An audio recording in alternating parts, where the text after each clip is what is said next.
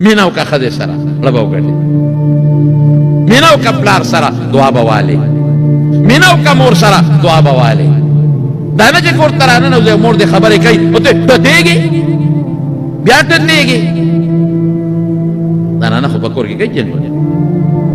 خواخې ویلګور خو اکثر یو بل سره په جنګ اخته دا خو د دوی فطرت دی، فطرت په دې باندې خپه کېږي. دا خواخې او د ویلګور په میانځ کې به زوی بالکل نه راځي، نه به ښه ډډه او نه به مور ته وی چې ټټ ټټ کې دا به نه وی. دا ښځې دې نن یو شان دي سوا بل شان نصیحت ورته وکړه ښځې مور مې ده ګزاره کوم نو که نه هغه دا چرګې خیر دی که ستا خپله مور نشته دا دې مور ده که نه ګزاره کوم مورې ځان له کښېنه په خپلو لاسونه کښېره او یو کیله والا خوله کې ورکړه یو مالټه والا خوله کې یو ټنګری ورکړه مورې خیر دی زما د مخه ورسره ګزاره کوم نو که نه بچیه ما باندې سترګې راوباسي خیر دی مورې ګزاره کوه کور مې روانېږي ماشومان بچي مې دا په دې باندې کار سم شو. راشه پلان کې هلته ما مور له په خپلو دوه لاسونه کېده ړنه دعا ووته الله خوشحاله شو د پیغمبر خوی راغی ړنه دعا ووته او چې ته نیغ راغله جګړه کوي اوی بیا دې ټټ ټټ شروع کړي دا جینۍ نه پرېږده جینۍ ده جینۍ پېنځلس بچي دي او جینۍ ده جینۍ بشریانه ښځه که ډېره هم زړه چې خاوند ته جینۍ ښکاري مړه غلی کښېنه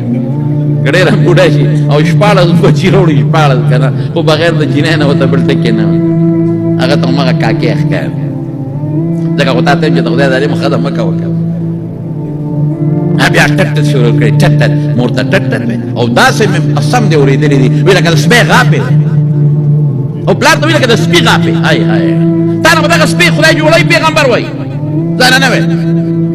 چې مور پلار سره د کم سلوک وکړو چې تا نه پیدا دي هغه به سره کوي هله به مرې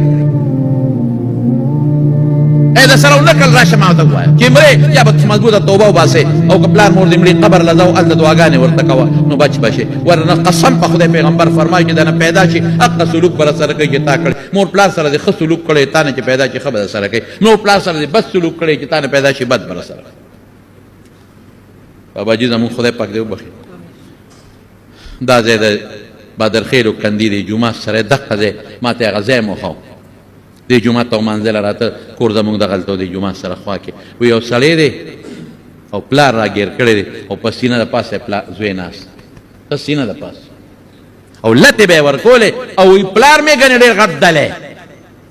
ارمان دی پلار مې ګنې ډېر غټ دلی وایي چې زه پرې رالم هغه زوی مې د پاسه مې خدای دې تباه که پلار دی هغه زما احترام وکړه هغه زوی خو لاړه وایي پلاره یې راوچت شوې ما ته وایي مولوي صاحب ودې لیدل ودې لیدل چې ما سره زیاتې وکړه وایي ما ته پلان کې یاد دی دقه سې په دې ځای روان وم سبق له